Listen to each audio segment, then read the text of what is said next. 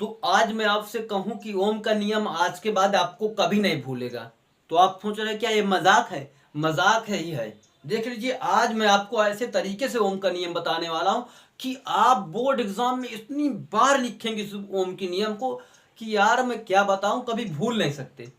Guarantee बता रहा हूं, क्योंकि मैंने भी इसी प्रकार ओम का नियम याद किया था, इसी प्रकार परिभाषा लिखी थी और इसी प्रकार इसका फार्मूला भी मुझे याद हुआ था।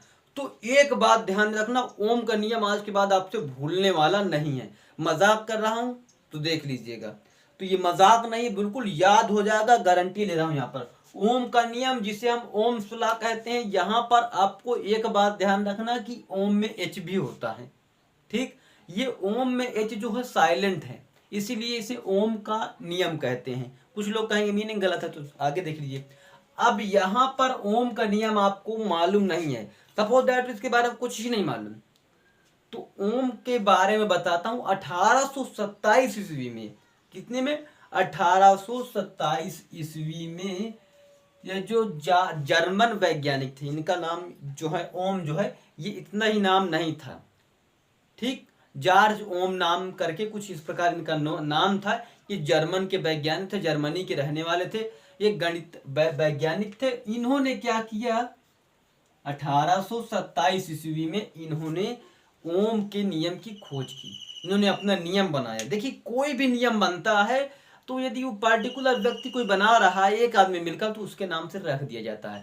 जैसे आपने हुक का नियम और तमाम जितने भी नियम पढ़े होंगे, आप बाउ प्रिंसिपल, जितने भी नियम आपने पढ़ा, ये सारे के सारे नियम उसी के आधार पर होते हैं। देखिए, आप बाउ प्रिंसिपल थोड़ा अलग होता है, उसमें किसी का नाम नहीं है, आप बाउ खुद ही है। तो हम आगे चल के उसी बात ना बता करके यहाँ पर बात करते हैं। तो 1827 ईस्वी में ओम के नियम की खोज हुई।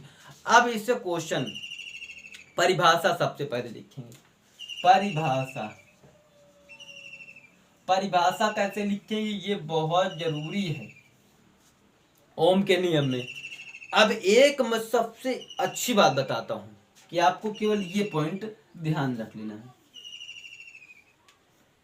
हम देखते हैं कि V क्या है, हमारा विभवांतर। क्या है? विभवांतर है। और ये किस चीज के निशान है, ऐसे चीर फाड़ मचा रहा है? ये है समानुपाती का निशान, प्रोपोर्शनल जिसे कहते हैं। क्या बोलेंगे? समानुपाती। और कभी कभी इसी को व्युत्क्रमानुपाती भी बोलते हैं, जो इसके एंटी प्रोपोर्शनल हो जाता है।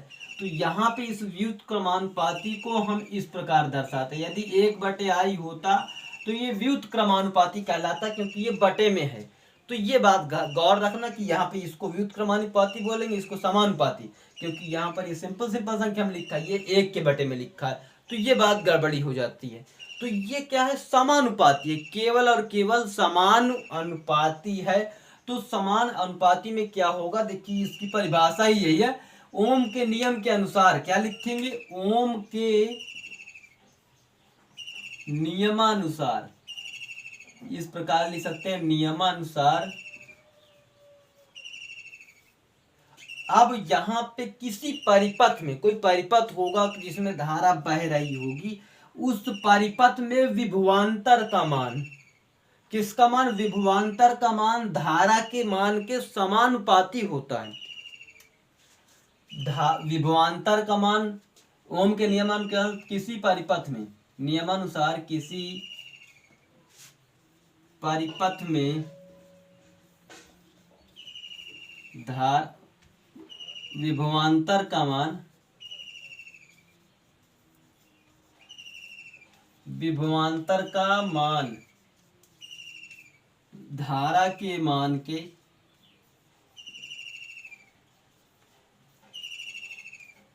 समानुपाती होता है।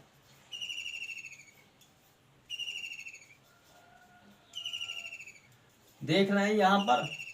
तो यहाँ पे वही बात लिखी जो ये सूत्र लिखा है, किसी परिपथ में धारा का मान, विभवांतर का मान उसमें उपस्थित धारा के मान के समानुपाती होता है। ये बात वही लिखी हुई है।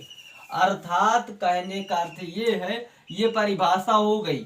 अब इसका उदाहरण के लिए आप लिख सकते हैं इस प्रकार की V प्रोपोर्शनल टू I हो जाएगा।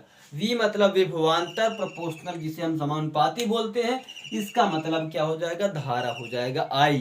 ठीक, अब यहाँ पर आप देखते हैं जब भी मैं इस निशान को बराबर बनाऊंगा या कोई भी किसी भी प्रकार से आप इस प्रोपोर्शनल के निशान को हटाएंगे तो आपको एक ना एक कांस्टेंट वैल्यू आएगी जिसे हम अचर राशि बोलेंगे, जिसे हम बोलेंगे, हम अपना नियतांक हिंदी में बोलते हैं।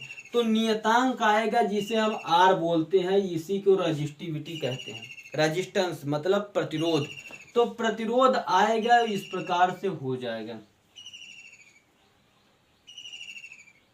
तो यहाँ पर आपने देखा कि जब मैं प्रोपोर्शनल के निशान को हटाया तो यहाँ पर क्या आया, एक प्रतिरोध आया जिसे नियतांक बोलेंगे। तो यहाँ पर लिखेंगे जहां R एक नियतांक है,